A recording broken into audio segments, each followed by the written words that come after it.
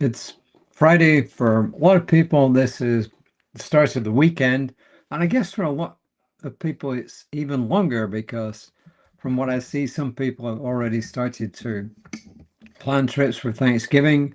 And I guess some of them are taking off several days next week and having a great time of it. So what are you going to do for Thanksgiving? Do you have anything planned? We're lucky right now because before we used to do the entertaining. And we used to be the man was responsible for the meal, but now it's kind of flipped the other way around. As we got older, the younger generation, quote unquote, who aren't necessarily all that young, are going to do the planning. All we have to do is go get 2 pumpkin pies and take them up there, and everything else is done. So it's kind of cool. Anyway, on with today's reading, which just flew by me. It's called We Are Already Enough.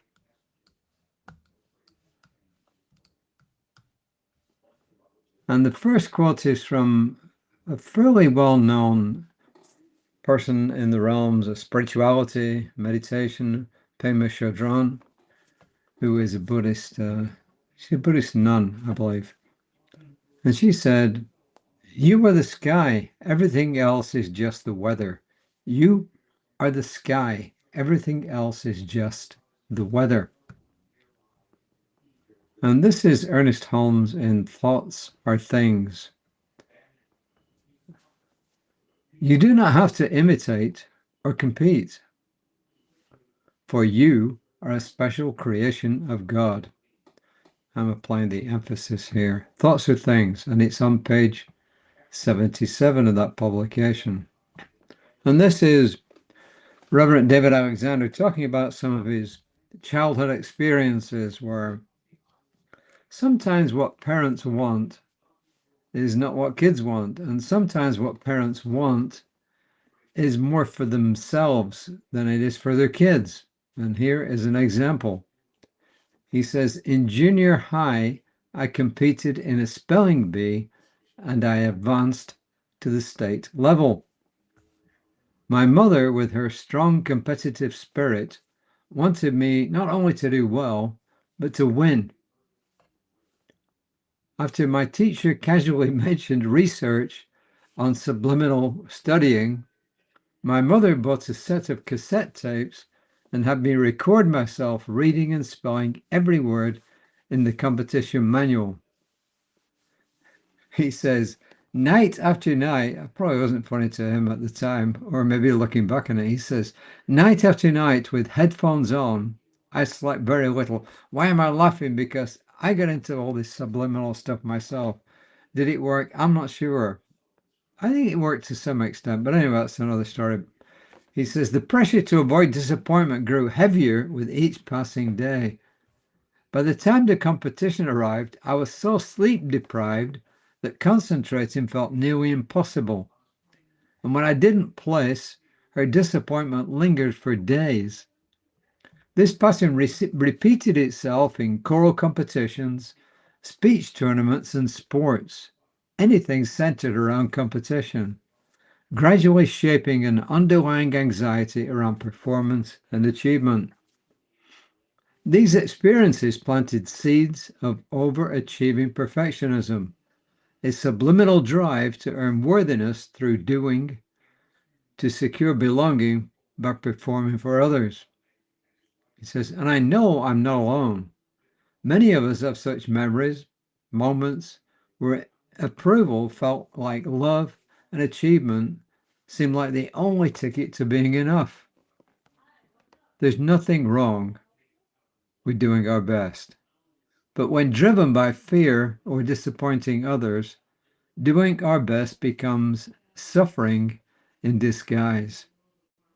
The real work, the true victory, is slowly, gently recognizing that our worth is not bestowed by achievement. It flows from the infinite, unmeasured, and eternally complete with us. He says, through mistakes, striving, victories, and losses, we eventually come to see that who we are right now is already enough. I don't know. I wasn't really pushed that much. Well, a little bit. There was when I was at school in England, yeah, we started, I think I started actually real school at 4, not kindergarten. I think I started school at 4. But anyway, bottom line is, by the time I got to 10, there was something called an 11 plus exam in Britain. I don't know if it still exists to this day or not. The schools were segregated into two main sections, but really three. So the base level, and there's nothing wrong with the base level, was called secondary modern. That was just regular public school education. And then above that, there was a technical school. And then above that, there were what were called grammar schools. In the Netherlands and other European countries, they were split actually. They were combined in Britain. They would be split into like arts and sciences, but in Britain they were combined, and the school itself split you up into arts, science, or mix. And they would be called Athenaeum or Gymnasium. But anyway, bottom line is this. There was only a limited number of places in these grammar schools. So at age 10, and in some people it would have been 11, me it was 10, depending, obviously, when you started school, you would sit a two-part exam. The first part was an IQ test. They didn't call it an IQ test, but that's what it was. And if you passed the IQ test, then you were allowed to sit the part 2 exam. And the part 2 exam, I just did a bit of research on it, was mostly math and English, or math and language. And if you passed this one, then you got to go to a grammar school, which I did. And I got to go for free because my mother couldn't have afforded to send me. Some people paid their kids to go there. Some, the school governors paid part of their school tuition. But anyway, I went for free. And the hardest thing for my mother was buying the uniform because the school, St. Mary's College, was very tough. So there was a lot of competition to get into these schools. And my uncle wanted me more than anything to get in there, so he tutored me somewhat. Anyway, bottom line is I passed and I went there and I did okay at school. I did well at school. Not the top, but I did pretty good. Unlike my best friend who flunked at pretty well everything, but that's another story. So competition is built in, but sports, no, not so much. I mean, I swam in the school swimming team. My main sport was rock climbing, and the only competition in rock climbing really is with yourself. Yeah, you're trying to achieve what other people have done, but really and truly, the competition is within yourself to prove to yourself that you can do something. And there's really not a lot of outside pressure on that. So, but I can understand what he's saying, and I get the fact that people are pushed into things. But all of us have got things in life that we've been kind of urged to do. You know, my mother really, really wanted me to become a Roman Catholic priest, which until things changed regarding gender and the opposite sex that I didn't really achieve that. Well, I didn't even try. One of my friends tried and flopped it, but it's another story. But on a more serious note, he ends by saying, you know, that we're okay just as we are, you know, and I am enough just as I am. Why is that true? Because you can't be anything else right now. The only thing that you can be right now is yourself, just as you are. You may want to improve in lots of areas or just some areas, but the bottom line is you're okay as you are right now because you can't be in any other way. It's impossible. You are as you are right now. What you will be in the future, that's something else. But you have to be what you are right now because that's the nature of life. So, but having said that, I know a lot of people have had major issues because of things their parents have tried to push them into. And if you did and you're still suffering from it, then reach out for help. You know, practitioners can help. People like me who do emotional freedom technique can help. Therapists can help. Psychiatrists can help.